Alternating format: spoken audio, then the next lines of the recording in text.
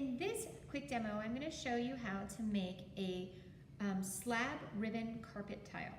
So let me show you what we're making. We're just making something like this.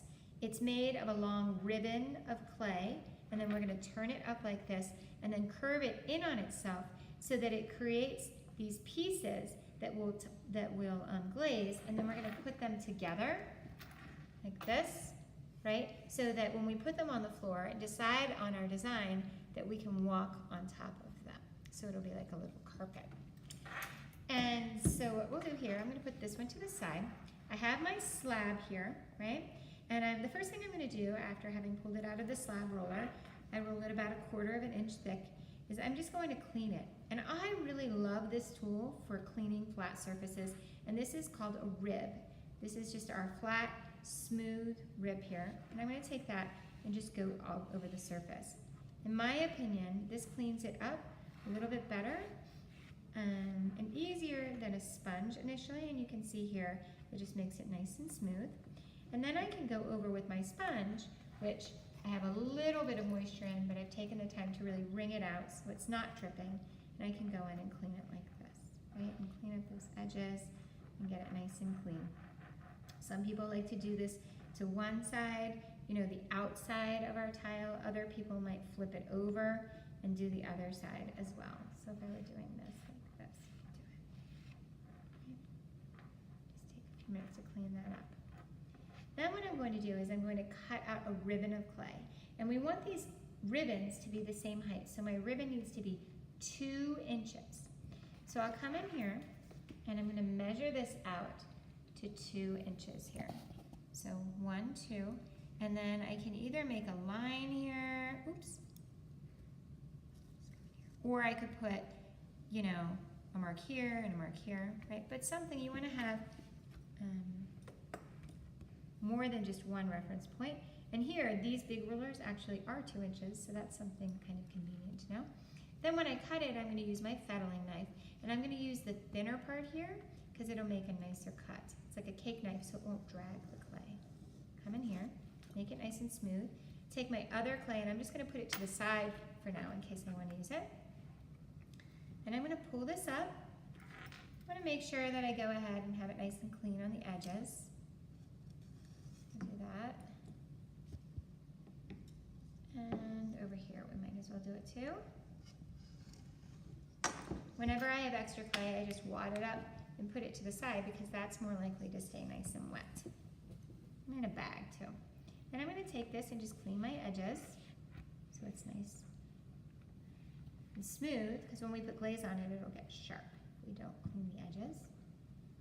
There we go. And then I'll come in here and I'm going to start to move my ribbon. So if your clay is really dry, then you're going to want to kind of compress it, whoops, push it into itself. So here and here as you're curving it, and not curve it too quickly. But my clay is pretty wet. I took time to make it. Now as I'm doing this, I want to think about the shape that I'm making. And so we want to make an interesting shape with nice, smooth, kind of clean line, so it's not like all jagged. And also we want to make sure it's a good size. So we want to have some sort of open space in here so it's interesting looking, but we don't want to have it be so big that if you were walking on it with your foot that you would tip into it. So I actually think this is good. I can see how this could lay up, you know, against this, or I could even attach them, or just kind of, if, you know, I was joining to somebody I didn't know, like that. So I want this to stay together. So hopefully you remember then what you need to do for this, but if you don't, I'll remind you, which is scoring and slipping. So I'm going to just make these marks here so that I know where I'm scoring. I'll come in here, and then I'm going to use another rib, but this is called a serrated rib because it has these little jagged lines, and it is one of my favorite tools for scoring. I'm just going to scratch up the surface here. I'm always being careful not to move my ribbon around too much so that I don't warp it more than I need to. And I'm creating that slip here, right? I want to make sure that I have it, a lot of it on that surface so that it's really going to squeeze into the scored marks on both pieces. If you feel like your clay is too dry and you're not the slip on the surface, then that would be when you would go over to the slip bucket and grab some slip. I'm going to come in here and I'm going to squeeze it so the slip is just kind of oozing out the sides there. And then I can take this, and I could just take it and kind of go along this seam here, maybe on the seam there. And if my clay is really wet, that might be enough. But because we want this to be really strong, I'm also going to show you how to do a little reinforcement coil, which is essentially just taking a little piece of clay, making sure that it's nice and wet. So I got a little water on there. And then you're going to put it along that seam where the clay is joining. So this is going to be kind of like a piece of tape, because whereas the slip is like glue in between there, this is on the outside.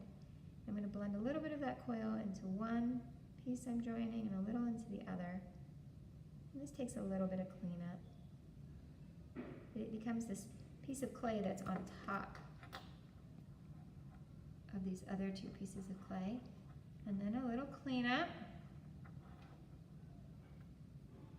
making sure it's nice and smooth, a beautiful flowing line, that it's nice and clean.